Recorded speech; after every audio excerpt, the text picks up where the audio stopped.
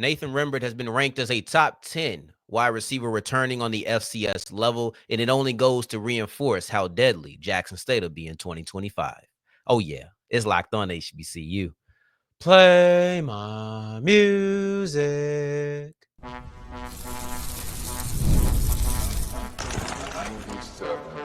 You are Locked On HBCU, your daily podcast covering HBCU sports. Part of the Locked On Podcast Network, your team every day. What's going on, family? Welcome back to another episode of the Locked On HBCU podcast, your number one daily one-stop shop for everything HBCU athletics, Monday through Friday. Part of the Locked On Podcast Network, your team every day. And I'm, of course, Sam Darian Gray, a.k.a. the Mouth of the South, Texas Southern alum and former TSU Herald Sports editor and current contributing writer at USA Today's Saints Wire. Thank you for going on this journey with me. Make it Locked On HBCU your first listen of the day, every day. And remember, just because the mic cuts off does not mean that the journey is over. Just means it's time to follow me on Twitter at South Exclusives. Starts with an S and ends with an S. It feels good to be off of vacation and recording and bringing this to you in live time. I haven't been able to do that this week. I feel a little bit of rust. In this chair, but it's okay. We're going to get it together. And we'll wrap up today's episode with a look at Delaware State's new wrestling coach and why I think that this program is sustainable. And the only reason I mention that is because of segment 2. Fisk University has announced that they are shutting down their gymnastics program. And I have a true fear that HBCU Gymnastics is soon to be done altogether. But let's kick this thing off with a little bit of happier news, a little bit of good light. And that is Nathan Rembert. He has been ranked by Blue Bloods as one of the top returning one of the top returning FCS wide receivers in the country, and it makes Jackson State more dangerous. I'm so used to speaking in just referencing HBCUs that sometimes I forget what makes this so special. Now, there is nothing wrong with identifying who are the best HBCU players. But when that bubble expands beyond just the HBCUs or the SWAC and the MEAC specifically, it is different. It's like all conference versus all American. Once the pool gets bigger and you're still in that top upper echelon, it means so much. And that's why I wanted to make sure that I got this properly designated. As we open up the show. Nathan Rembert has been ranked as a top 10 wide receiver that is returning on the FCS level. And all of that is based off of what he did at Mississippi Valley State in 2025. He'll be looking to replicate his production at Jackson State. And the defending champions are only stronger, right? Like when you really look at Jackson State and you think about what they lost and what they gained, one of the bigger departures due to the transfer portal, in my memory, is at the wide receiver position. Well, when you go get Shamar Savage and you go get Nathan Rembert, now I have a lot less worries about who you lost. And honestly, we're isolating this to Rembert. Let's do that. Nathan Rembert makes all of that okay. Because with him, and I'm a big Fortillion fan. I'm going to be honest with you. I am a big Jonas Fortillion fan, and I think that he has all the makings of a number one. But Rembert is the guy on that roster who has been a true stud, bona fide star wide receiver. And I like Fortillion and think he's capable of it. I think he could showcase it this year, to be honest. But as far as being the stud, clear number one, no kind of shared roles or anything of the sort, that honor, that badge of honor, that belongs to Nathan Rembert, and he's bringing that to Jackson State. And I think that does change some things. I think that elevates your receiving core. His presence, period, is an elevation of the receiving core. That's not a shot at whoever was there last year. That's not a shot at who's on the roster with him this year. That's just saying you have a guy who is an all-SWAC player, first-team all-SWAC player, and you don't have that. That wasn't Savage. That wasn't Fortillion. That was Rembert, right? And what makes this so dangerous is I understand that the wide receiver production may have been slightly impacted by the run game because you did have Irv Mulligan who was running the rock, and that's going to be your source of offense. That's going to be your heartbeat. But at the same time, you may have some, which may not at the same time, but this year you may have some good running backs. You may have some running backs you have trust in, but I think you may see a lot more passing in 2025 than you did in 2024. And that's going to come with more pressure on the receiving core and more pressure on Jacoby and Morgan. And it may end up being more even than it was in 2024. Who knows? But in general, I expect them to be a really heavy passing team, very efficient passing team, if nothing else. And I think that efficiency is kind of the word that you have to use when talking about Rembert.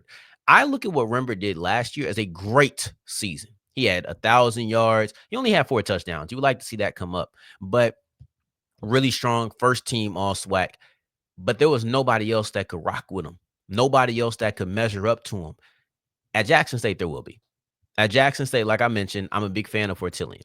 So when you're evaluating Nathan Rembert based off of what he did in 2024 versus what he will do in 2025, I don't think that raw stats are going to cut it. I honestly expect Nathan Rembert's numbers to go down. Based off of what he did in Valley, I wouldn't be shocked if he doesn't hit 1,000 yards with Jackson State. And that's not because he's going to have worse quarterback play. Of course not. It's not because he's going to be a less effective wide receiver. Not at all. It's because he's going to have to share the rock with guys like Jonas Fortillion and Shamar Savage. And when I'm looking at those players, naturally, they're going to eat into what you do. Naturally, they are going to eat into the amount of targets that Rembert gets, into the amount of yards that Rembert gets, into the amount of touchdowns. Is hard to grade. But I'll say this. Savage and Fortillion are going to probably bring down the raw numbers that you see from Nathan Rembert because he'll have other more capable wide receivers on his side, specifically a guy like Jonas Fortillion, who is still going to get the rock. So as you have to share touches, as you have to share catches, that's going to bring your stats down, but maybe you have more effective plays. So instead of 4 touchdowns, maybe you get to 6. Instead of 1,000 yards, maybe you get to about 750. I don't know if the numbers are going to completely reflect it. And that's what I'm looking at. As Nathan Rembert goes to Jackson State, and I'm comparing his 2024 to his 2025, I'm not looking at the stat sheet. I'm looking at moments. Are you able to show up in the red zone? Are you able to touchdowns is probably the one stat that I would look at and hope that it goes up because I just wanted that to go up for Rembert in general. But yardage is not going to be my metric by which I grade if he had a successful junior season. It's just not. I need to see situational. We're going to watch a lot of Jackson State this year. You know that. And we'll be able to see, is he a very effective? Is he a dominant? Is he a go-to receiver? If he can check off all of those boxes, if all those adjectives apply to Nathan Rembert by the end of the season, then yes, this was a successful transfer and he had a really good year. If he's able to get a all SWAC once again, he had a really good year. But just saying we need 1,100 yards or we need 1,025, bad metrics. I want to give you a little bit more to kind of gauge what kind of player that you're getting. And this comes from Blue Bloods. But he said, Rembert's the highest graded returning wide receiver in the SWAC, ranking 4th nationally among returning FCS wide receivers.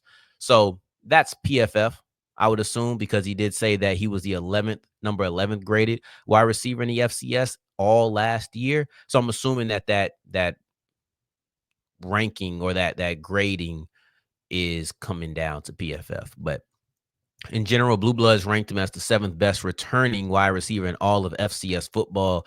And this is a guy that is a true number 1 that you can go to at any time. And I expect him to be very dependable. And this was the last thing that he said.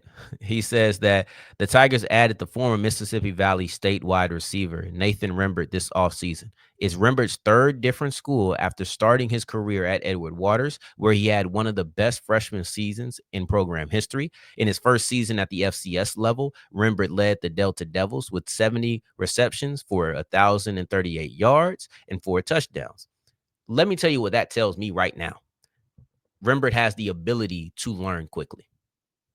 If nothing else, I go through and I look, okay, Nathan Rembert started off at Edward Waters, and he had one of the best seasons by a freshman in that school's history. Year 1, immediate impact. He comes into Mississippi Valley State. He leads that team with 70 receptions and over 1,000 yards. Immediate impact. He's an all SWAC player the first time he steps foot on the FCS level. Immediate impact. So if I can judge based off of history, they say history gonna repeat itself. FCS, All-American. Nah, I ain't gonna say all. That's a little bit.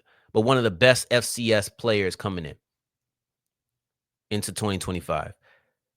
Immediate impact at immediate impact at Mississippi Valley State, immediate impact at Edward Waters. I would suggest that we should expect an immediate impact at Jackson State. I couldn't see why. And I'm not basing any of that off the numbers. Like I said previously, we just have to gauge the impact beyond just comparing 1,000 yards to 1,000 yards. Now, as we move forward, Fisk closed their program, and in my opinion, this is going to be the end of HBCU gymnastics. It's tough to hear, but I think the writing is on the wall. I'll break all of it down as we continue with Locked On HBCU. Today's episode is brought to you by Monarch Money, and Monarch Money is the only place that I would suggest for anybody who is trying to make sure that all of their wages, all of their earnings are perfectly balanced, and you can make sure your bank accounts are in order. Because I know maybe you're going to get some furniture for the patio. It's getting hot. Maybe you're doing that. Maybe you're refurnishing your house. Maybe you are just eating out more than you've been expecting to. Got vacations. All of these are real expenses, and you start to swipe. We just get to swipe blindly sometimes. Swipe, swipe, swipe, swipe, swipe. Then you go back and you look and you're like, man, I probably should have stopped 3 swipes ago. Don't let yourself get to that point. Get Monarch Money in balance and make sure that you are taking care of your finances today. It's simple, guys. Go to Monarch Money and take care of your finances. Take control of them. With Monarch Money, use the code LOCKEDONCollege at monarchmoney.com for 50% off your first year. That's monarchmoney.com, code LOCKEDON for half off your first year. As we continue rolling on today's episode of Locked On HBCU, I appreciate you for making this your first listen of the day every day. And remember, for your second listen, make sure you're checking out Locked On NBA in about 30 minutes. I think the game starts at 7, maybe 7:30. We'll be having game 4 of the NBA Finals. So you're going to make sure that you tap in with Locked On NBA before you tap in with the game. Unfortunately, we won't be tapping in with Fisk University Gymnastics beyond this year. After the 2026 spring semester, we will no longer have a gymnastics program to discuss at Fisk University. This is actually really disappointing. This is very disappointing because the first gymnastics program in history after 4 years is going to be kaput. It's going to be done. It's going to close down. And this right here is an example of one of my biggest fears when talking about new sports at HBCUs. This is one of my biggest fears when talking about moving up subdivision. This is one of my biggest fears around change. Disclaimer, we should not allow change to cripple us or to paralyze us. But it is a real fear that I have when talking about change, such as a new sports program, is that it's not going to be long lasting. And when things don't last long, it typically has kind of a trickle down effect of, well, it didn't really work at Fisk. We've seen it. So why would we try it here? That's the problem with failing as far as a program goes, is a lot of times other schools get scared too. People are already scared to take that first step. It's like when somebody say the food ready and nobody wants to be the first person to go eat. But then once you get something to eat, now you see everybody behind you lined up. That's what it feels like with programs sometimes. You have these interests, but nobody wants to be the first one to step out there, probably because they don't know how dependable or how, what's the word that I'm looking for here? I don't know, how effective, I guess, or how successful that it'll be. But at the end of the day, somebody had to take that first step, and it was Fisk. They were the first one to step out there in that HBCU gymnastics sphere. And unfortunately, it ended quick. And how do we continue to say start new sports if new sports aren't working out? And this is not a shot at gymnastics. Let's be very clear. Let's get that out the way. This is not a shot at gymnastics. I think that there was plenty of interest in the gymnastics program. I think that in the community, having a gymnastics team at an HBCU is something that many would clamor for. I think that many would sit here and say, we need to have that. And people were excited when it happened. It wasn't as if people didn't support it. But at the same time, just because something doesn't work doesn't mean it's the fault of the sport. It could easily be the fault of the of the my NFL brain kicked in and said organization so bad, of the university. It could easily be the fault of the university, whether that is giving up, whether that is not investing, whether that is not marketing, whether it's a lot of things that it could be. So when I say that the sport didn't work out, don't think that I'm taking shots at the gymnast. Don't think I'm taking shots at the fans or placing blame on the gymnast or on the fans or on the effectiveness. Um, I'm really not. I think that there's a lot of different things that could be the case here, and I won't speak to what exactly was the case. But Naima Muhammad, she poses a great question. She poses a great question. She says, how can we expect HBCUs to start programs if they aren't committed to maintaining them and don't care about their athletes? She spoke about this on an Instagram live, and she described her emotions as upset, concerned, disheartened, angry, right? Like she described herself as all of those things. And I get that. That's real, right? But what her initial quote speaks to is what I mentioned about things not working out and why it doesn't have to be the fault of the program. It doesn't have to be the fault of the coaches or the players or the recruits or the fans. It doesn't have to be any of that, because you can be fully bought in. But if the right people aren't bought in, then it doesn't matter. She says, how can we expect HBCUs to start programs if they aren't committed to maintaining them and don't care about their athletes? I can quickly discuss the athlete part. If you're not caring about your athletes, you're not taking care of your athletes, then people are going to leave. People are going to depart. People are not going to want to be a part of it. And then you will never have anything sustainable, because when you treat people poorly, people don't stay. They don't have to. They have other people, they have other places, other schools they could go to, you know? So that's number one. Then when you say they aren't committed to maintaining them, that sounds like a financial and dedication issue. That sounds like you didn't really fully believe in the gymnastics program, which would be a very disappointing thing to find out, seeing that Fisk was the first one to jump off the porch with it. Like if you are a follower and you didn't really believe in it, okay, but you took this step. Why would you initiate something that hadn't been around, that you didn't really believe in? That would be disappointing, though not all the way unbelievable. But a lot goes into starting a new sport, and you have to be ready for those challenges. And when I say those challenges, it may be financial. It may be, hey, this month, this isn't going to be profitable early. And we know that.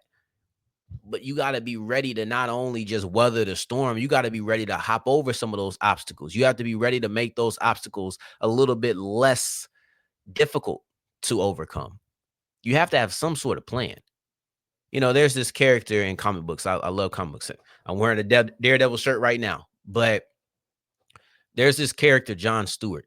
He's a part of the Green Lantern Corps, and all of the Green Lanterns have the same power. Their ring that gives them their power is charged based off of will, right? Like you just have to want it bad enough.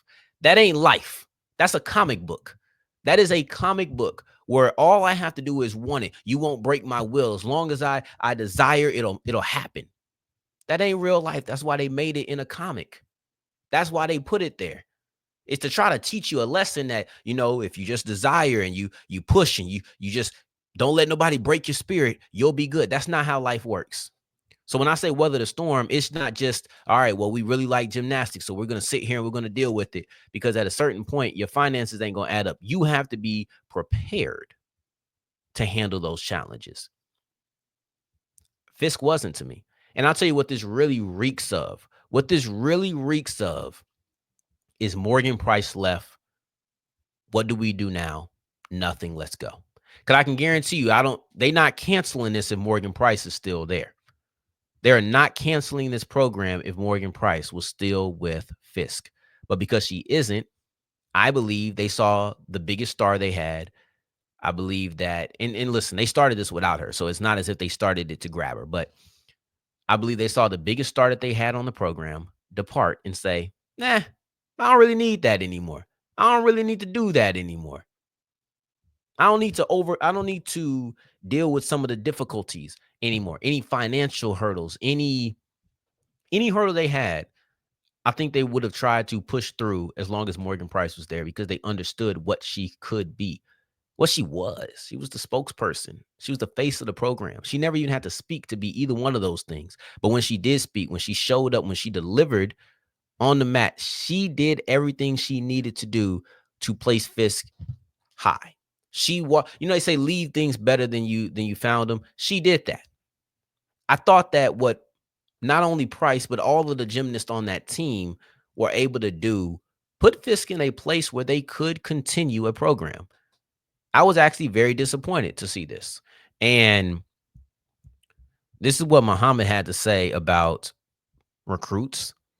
She says, for the record, so many girls want to come to Fisk.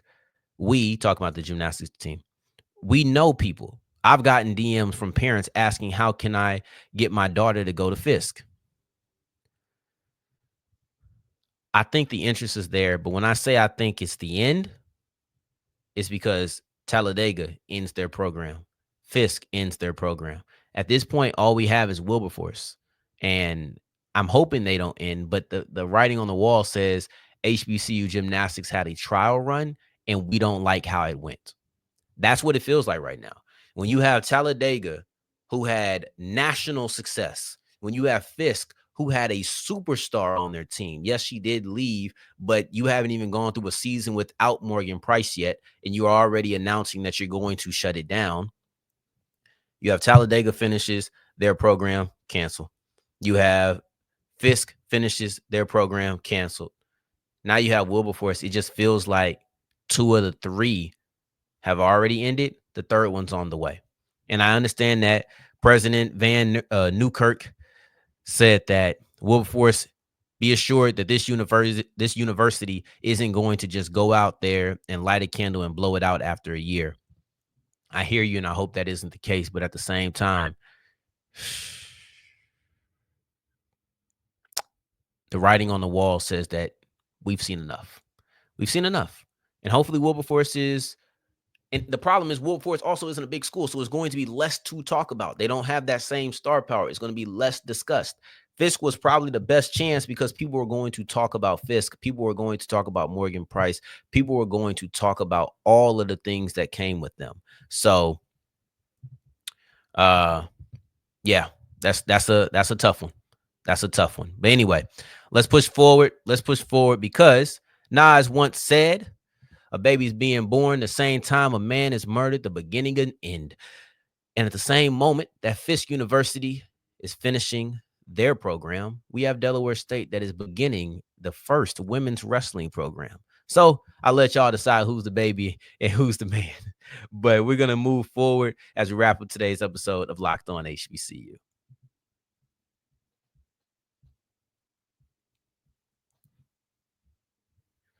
As we're wrapping up today's episode of Locked On HBCU, I appreciate you for making this your first listen of the day every day, making all the way to segment 3. And I thank you 2 times for that. Thank you. Thank you. Like I said in the beginning, a baby's being born the same time a man is murdered, the beginning and end. So we go from the man being murdered to the baby being born, because let's end on a good note. And that is Delaware State's new wrestling coach, Kenya Sloan. This is beautiful. I love this. I love that the wrestling program is going on, because I had a friend of the show, Mason, tell me a while ago about how popular that wrestling is in that section of the country. Now, obviously, I'm not by Delaware. I'm from the South, mouth of the South. I say it all the time, right? You see it up there in that corner, the mouth of the South. I'm in Texas with it. I don't know about how popular that wrestling is in that northeastern seaboard area. I think that's where Delaware is, but in that northeast, regardless, that's not something I was aware of. But once I was aware, I was very happy to hear about this program. And Takara Montgomery, she spoke about this a while ago when they first announced the program. She said, when I held a camp at Delaware State not long ago, I saw firsthand the excitement and potential in the athletic staff and community. This new program is more than just an opportunity. It's a historic step forward that will inspire young women of color to chase their passions and know they belong at the highest level of the sport. I think that's great. The coach they have leading them into battle is going to be Kenya Sloan, who she was an NAIA All-American at Campbellsville, excuse me, in 2022. Not that long ago. This is only 3 years prior. So you're looking at 2025 right now. And in 2022, she was a national champion. So she's not far removed from the sport at all. She's had a high level of success. She was wrestling in the 155 division primarily, even though she does have a win in the 191 division. But for the most part, she's 190 or 155. That's primarily where she was. So I expect her to. I'm not a big wrestling person. I did jujitsu back in the day. And to me, you could teach a lot of the things to different weight classes, but all in all, I expect her to probably hone in on the 155. That was her bread and butter. That was her people. Correct me if I'm wrong in that, because I always want to be educated on the combat sports. I always want to be educated on wrestling. But to me, she would probably hone in and lean into what her specialty was and where her weight class was. But this was announced in November. And what excites me about this hire, because we're about 8 months later and you have your hire, what excites me about it is that when Sloan finished wrestling on the collegiate level, she went back home to Knoxville, Tennessee, and she started the Knoxville Girls Wrestling Club. They won the Tennessee Freestyle State Tournament the first year. That's great. That shows success. But it's about the fact that she has experience with the first times. Right? And I know that kind of sounds weird. So let me say it this way. Delaware State went and got a coach who has very recent high-level success on the collegiate level. She has coaching background because she comes over from Sacred Heart. But of everything that she's done over her career, it's probably the thing that you talk about the least that actually excites me the most. And it's the fact that after she left her college, after she was done wrestling, the first thing she did was go home and start a girls wrestling club. So when she starts the Knoxville Girls Wrestling Club, that means she's used to founding something. That means that she's used to being the first time head coach. That means that she's used to everything that comes with getting a program off the ground. Now, is it at the same level? No, but it should give you a little bit of excitement knowing that she has had experience here. It's like getting an offensive coordinator from the D2 ranks, and now he's your offensive coordinator on the D1. I kind of like that this guy, or I kind of like that this girl, I kind of like this person has experience in exactly what I need from them. The fact that Sloan has experience not only coaching, but has experience with this exact situation, though it's not on the same level, that is encouraging to me. And that is my biggest reason to be excited about the Kenya Sloan hiring. And lastly, I think that this is sustainable because they have a partnership with HBCU Wrestling, which was founded about 4 years ago. I think it was 2021. They donated $1.7 million to Delaware State. They donated that. So that to me is already something to lean on. It's already something that you can take care of like that. You can take care of like that.